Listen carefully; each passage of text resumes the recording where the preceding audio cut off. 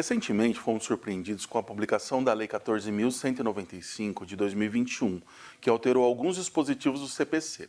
Esses artigos alterados são relativos basicamente às matérias de citação e prescrição intercorrente. Nesse vídeo eu vou falar um pouquinho sobre as alterações em relação à citação. Mas muita gente está se perguntando, como que surgiram essas alterações do dia para a noite? Não se tinha conhecimento da tramitação de nenhuma lei alterando esses dispositivos. A Lei 14.195, na verdade, é uma lei de conversão da MP 1040 de 2021, que também não tratava de nenhuma alteração de artigos do CPC. Essas alterações elas foram inseridas na lei de conversão.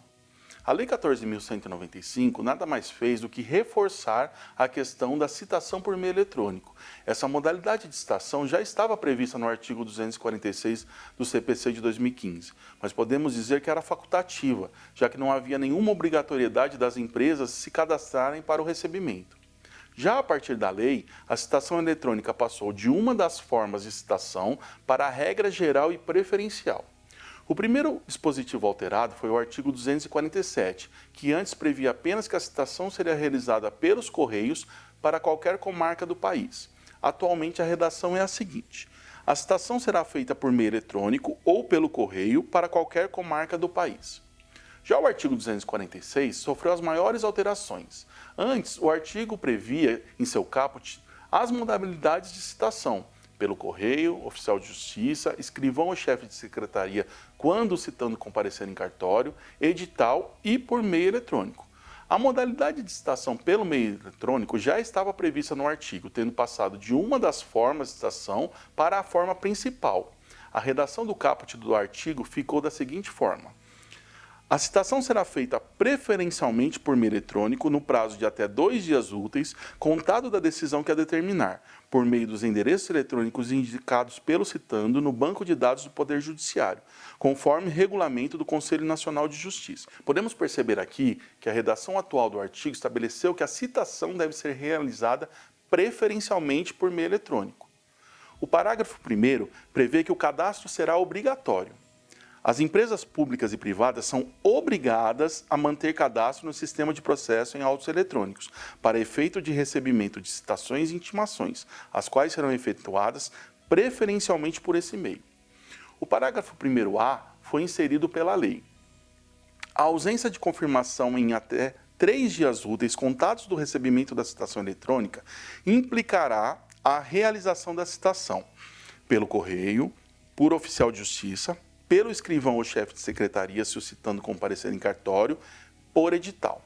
Então, a regra é a citação por meio eletrônico, sendo que somente em caso de ausência da confirmação pelo meio eletrônico é que serão utilizadas essas outras formas de citação. E por que se não houver a confirmação do recebimento eletrônico, a citação será realizada pelos outros meios?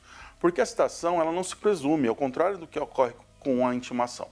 Diferentemente da intimação eletrônica, a citação não pode ser dada de forma tácita. Mas então, por que a empresa vai aderir? Por que eu vou me cadastrar e confirmar a citação eletrônica se depois a citação poderá ser feita pelos outros meios e eu vou ter um prazo maior? Inclusive o TJ de São Paulo possui um sistema de cadastro voluntário para citação por meio eletrônico, que possui uma baixíssima adesão. É aí que entra o parágrafo 1º-B e 1º-C, que foi introduzido pela lei. Na primeira oportunidade de falar nos autos, o réu citado nas formas previstas no inciso 1, 2, 3 e 4 do parágrafo 1º-A desse artigo deverá apresentar justa causa para a ausência de confirmação do recebimento da citação enviada eletronicamente. E o 1º-C, considera-se ato atentatório à dignidade da justiça passível de multa de até 5% do valor da causa deixar de confirmar no prazo legal sem justa causa o recebimento da citação por meio eletrônico.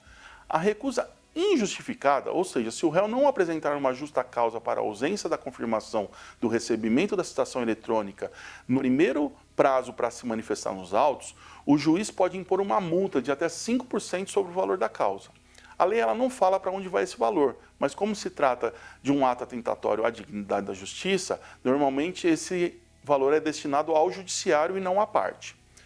E como que será feita essa citação? O autor simplesmente vai procurar num e-mail qualquer do réu e adicionar na petição inicial?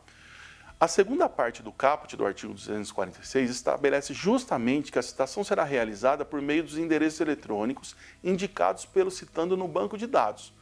Mas e se eu não atualizar esse cadastro? O artigo 77 prevê os deveres das partes.